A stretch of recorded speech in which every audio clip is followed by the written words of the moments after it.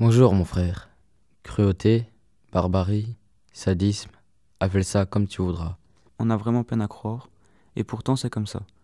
Tu ne me crois toujours pas, mais regarde, regarde autour de toi. Regarde-les tous, les copains, tous. Et puis, regarde-moi.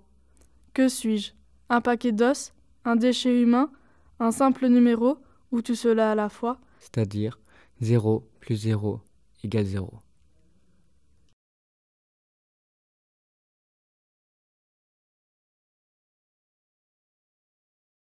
Alors cela peut paraître étrange de parler du camp de concentration de Natzweiler, alors que si l'on regarde autour de nous, nous n'avons vraiment pas l'impression d'être dans un camp de concentration.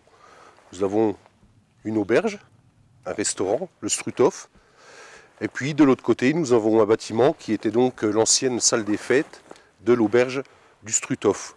Alors pourquoi évoquer le KL Natzweiler, le camp de concentration de Natzweiler, en partant de ce site?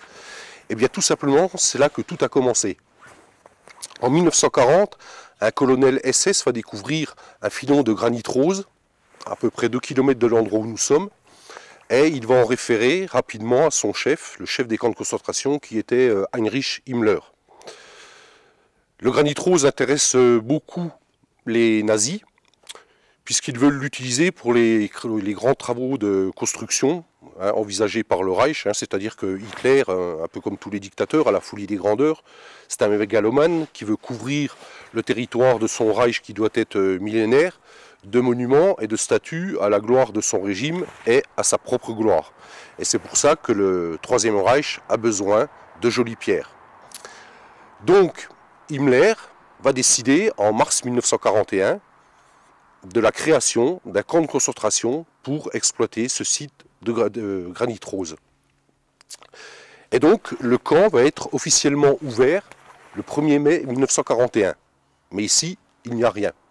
Il n'y a que quelques bâtiments, puisqu'il faut rappeler que le site du Struthof, un écart de la commune de Natzweiler qui se trouve à 4 km d'ici, était à l'époque une station de ski.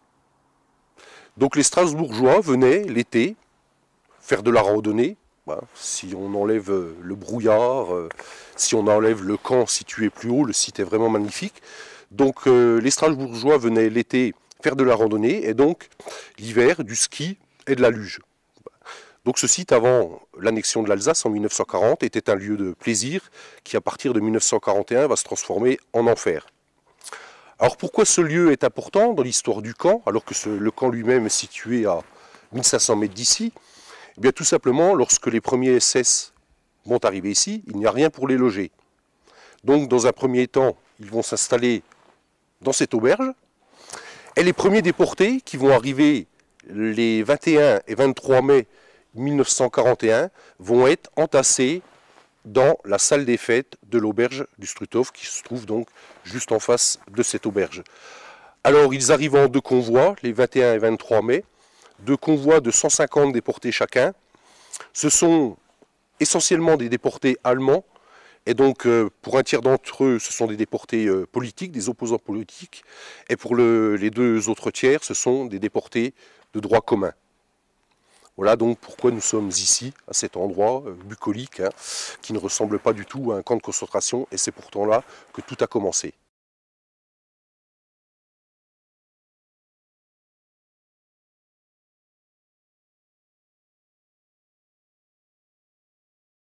Alors une précision tout de même importante, j'ai bien précisé au début de mon intervention que ce camp était un camp de concentration, il n'était pas destiné donc à l'extermination des Juifs, mais on va quand même trouver des Juifs dans la nébuleuse concentrationnaire de Natzweiler-Struthof, puisque Natzweiler, ce n'est pas un camp isolé, c'est un camp central qui a sous son contrôle 70 camps annexes. Ce n'est pas unique au camp de Natzweiler, tous les camps de concentration avaient une multitude de petits camps de concentration, donc on appelait des commandos ou des camps annexes, qui étaient donc placés sur leur administration.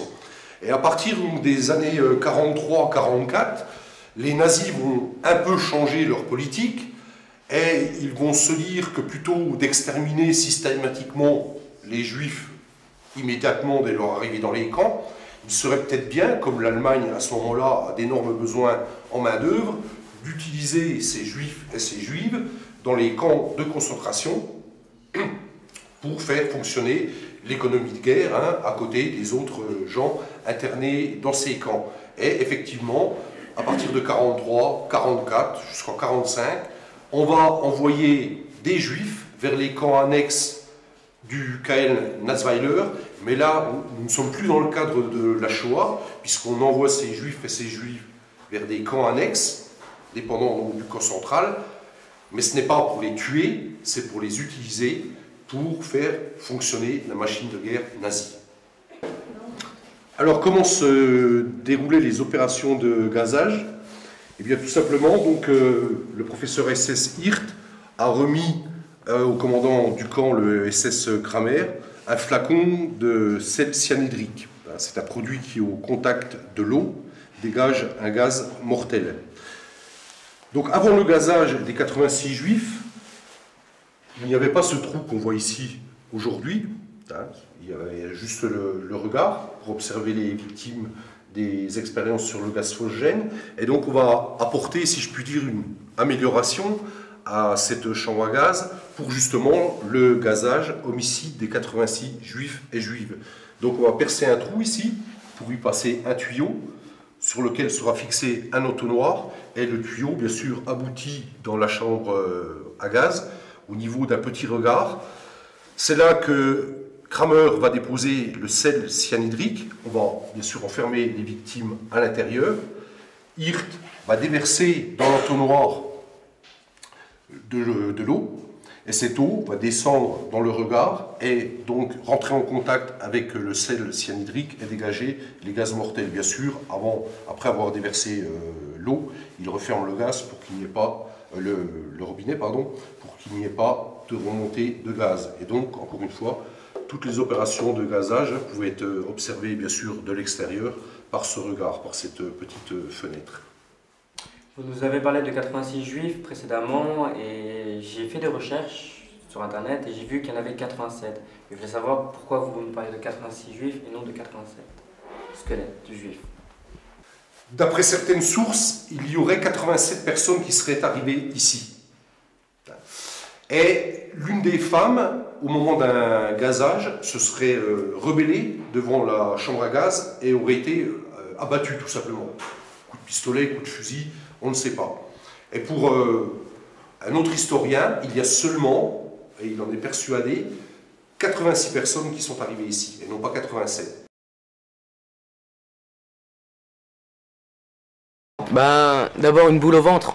Pourquoi? Parce que c'est pas humain d'avoir un camp où d'abord on rend des humains comme des animaux.